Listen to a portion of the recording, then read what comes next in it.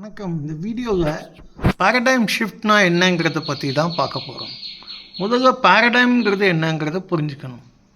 பல வருடமாக எல்லோராலும் சாதாரணமாக இதை தான் நடக்க வேண்டும், இப்படி தான் எதுவுமே நடக்க வேண்டும் என்ற ஒரு எண்ண ஓட்டம், இல்லாட்டா ஒரு கல்ச்சர், அப்படி இல்லைன்னா ஒரு விதமான ஒரு அக்செப்டட் நார்ம்ஸ் ஆஃப் பிஹேவியர்னு சொல்லுவாங்க. அதாவது இப்படி தான் இருக்க வேண்டும். ஒரு தமிழ் பெண்ணுனா வீட்டில் இருக்கிற பெண் சமைச்சு போடணும், துவைச்சி போடணும், துணியெல்லாம் துவைச்சி போடணும், குழந்தைங்களை பார்த்துக்கணும், அவங்களுக்கு சாப்பாடு கொடுக்கணும், ஹஸ்பண்டுக்கு சாப்பாடு அப்பப்போ கொடுக்கணும், அவர் என்னெல்லாம் சொல்கிறாரோ அந்த மாதிரி செய்யணும்,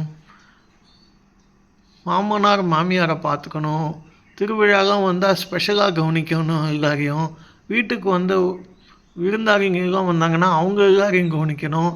இதெல்லாம் தான் ஒரு வாழ்க்கை முறை அப்படிங்கிறது தான் ஒரு பேரடைம். ஒரு செட் பேட்டர்ன் ஆஃப் சம்திங் எதுவானாலும் இருக்கலாம். ஒரு கல்ச்சருங்கிறதும் அதே தான். ஸோ உதாரணத்துக்கு மாரியம்மன் கோவில் திருவிழா அப்படின்னா இதெல்லாம் தான் இப்படி தான் நடக்கும் அப்படிங்கிறது தான் ஒரு பேரடைம்.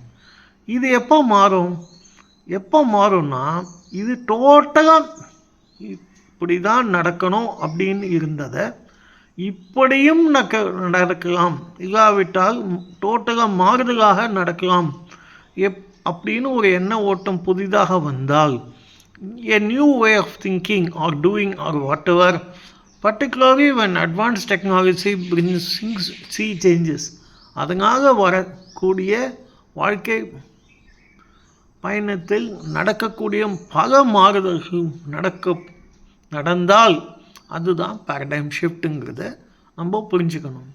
உதாரணத்துக்கு இப்போ பழைய மாதிரிலாம் யாராவது சமையல்லாம் பண்ணுறாங்க. இப்போ ஆச்சி மசாலா, சக்தி மசாலா எல்லாத்தையும் வாங்கி வீட்டில் உபயோகிக்கக்கூடிய திடீர் பொடியெல்லாம் எக்கச்சக்கமாக வந்தாச்சு. பழைய மாதிரி குழந்தைங்களை பார்த்துக்கணுங்கிற அவசியம் கிடையாது. அதுக்குன்னு நிறைய டியூஷன் சென்டர்ஸ் வந்தாச்சு, டே கேர் சென்டர்ஸ் வந்தாச்சு, எல்லாமே வந்தாச்சு.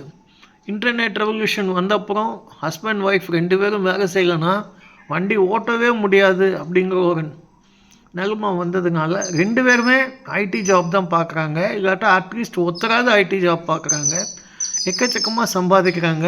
ஆனால் அதுக்கு ஏற்ற மாதிரி செலவும் இருக்குது. இந்த இன்டர்நெட் ரெவல்யூஷன் வந்தப்புறம் மில்லியன்ஸ் ஆஃப் ஜாப்ஸ் வந்தாச்சு. புதுசாக ஐடிலையும் இன்டர்நெட் சார்ந்த தொழில், ஸ்டார்ட் அப் இதெல்லாம் வந்தாச்சு. இந்த ஸ்டார்ட் அப் ரெவல்யூஷன்லாம் வந்த அப்புறம் என்னாச்சு, எக்கச்சக்கமாக புதுசாக மாறுதல்லாம் வந்தாச்சு. இந்த மாறுதல்லாம் நம்ம எப்படி சாப்பிட்றோம், நம்ம எப்படி தூங்குகிறோம், எத்தனை மணிக்கு நம்ம எப்போ நம்ம சினிமா பார்க்கணும், எப்படிலாம் பார்க்கணும். இப்போ நெட்ஃப்ளிக்ஸ் வந்தாச்சு, அமேசான் ப்ரைம் வந்தாச்சு, இந்த மாதிரி எக்கச்சக்கமான புது அப்ளிகேஷன்ஸும் வந்தாச்சு. இதனால் மில்லியன்ஸ் ஆஃப் ஜாப்ஸ்ன்னு சொல்கிறாங்க. இவங்களுக்கு உதாரணத்துக்கு எக்கச்சக்கமான ஜாப்ஸ் வந்ததுனால எல்லாமே மாறிப்போச்சு. நம்ம எப்படி ட்ரெஸ் பண்ணுறோம், இதில் முன்னாடிலாம் டைவர்ஸ் ரேட்டே கிடையாது. இப்போலாம் எக்கச்சக்கமான டைவர்ஸ் ரேட்டு வந்தது மட்டும் இல்லை, பரவாயில்ல நான் தான் படிச்சிருக்கேன்ல, நானே பார்த்துக்கிறேன், குழந்தைய நானே பார்த்துக்கிறேன், நீ எங்கேயோ இருந்துக்க, உனக்கு டைவர்ஸ் ஆனால் உனக்கு எனக்கு சம்மந்தம் இல்லைன்னு சொல்லிட்டு தனியாக இருக்கும் பெண்மணிகள்லாம் ரொம்ப ஜாஸ்தி ஆகிட்டாங்க. அதே மாதிரி தான் ரெவல்யூஷன் இந்த 1991 அப்புறம் எக்கச்சக்கமான எக்கனாமிக் ரிஃபார்ம்ஸ் ஐடி ஜாப் வந்தது, எக்கச்சக்கமான ஐடி ஜாப்ஸ் வந்தாச்சு, மேனுஃபேக்சரிங் ஜாப்ஸ் வந்தாச்சு. இதெல்லாம் நடந்த உடனே எக்கச்சக்கமான புது மில்லியன்ஸ் ஆஃப் ஜாப்ஸ் இந்த சர்வீஸ் செக்டர்னு சொல்லுவாங்க. டூரிசம் சேர்த்து தான். எங்கே பார்த்தாலும் எல்லோரும் சாப்பிடணும், நல்லா ஜாலியாக என்ஜாய் பண்ணணும், ஷாப்பிங் மாலில் போய் துணிமணி வாங்கணும், இல்லாட்டா சினிமா பார்க்கணும், இந்த மாதிரி புது புது எண்ணங்கள்லாம் எல்லாருக்கும் வந்தாச்சு. அமேசான் வந்துடுது, ஸ்விக்கி வந்துடுது, எல்லாமே வந்துடுது. So artificial intelligence takes over and merges with IT. More paradigm shifts are bound to occur and these paradigm shifts will continue to happen forever. இதுலேருந்து மாறுதலே கிடையாது, இப்படி தான் இருக்கும், இதுதான் வாழ்க்கை முறை அப்படின்னு ஆகிவிட்டது. இன்னும் கொஞ்சம் கொஞ்சமாக இன்னும் ஜாஸ்தி தான் ஆகும் தவிர, ஆர்டிஃபிஷியல் இன்டெலிஜென்ஸ் வந்த அப்புறம் பேரடைம் ஷிஃப்ட்ஸுங்கிறது ரொம்ப ஜாஸ்தியாக இருக்கும். இதே மாதிரி புதுசாக மாறுதல் வரும். அந்த மாறுதல் தான் பேரடைம் ஷிஃப்ட்டுங்கிறத நம்ம புரிஞ்சுக்கணும். ஸோ இனிமேல் பழைய மாதிரி கணவனே கண் கண்ட தெய்வம் இந்த மாதிரி இதெல்லாம் யோசிக்கிறதெல்லாம் கொஞ்சம் கொஞ்சமாக மறைஞ்சிட்டு வருது. இன்டர் காஸ்ட் மேரேஜஸ்லாம் கம்ப்ளீட்டாக மாறி போச்சு. பெரிய சிட்டிஸ்லாம் எல்லாருமே ப்ராட் மைண்டட் ஆகிட்டாங்க. எல்லாருமே வெவ்வேறு இதில் சிந்திக்க ஆரம்பிச்சிட்டாங்க, வெவ்வேறு விதத்தில் சிந்திக்க ஆரம்பிச்சிட்டாங்க.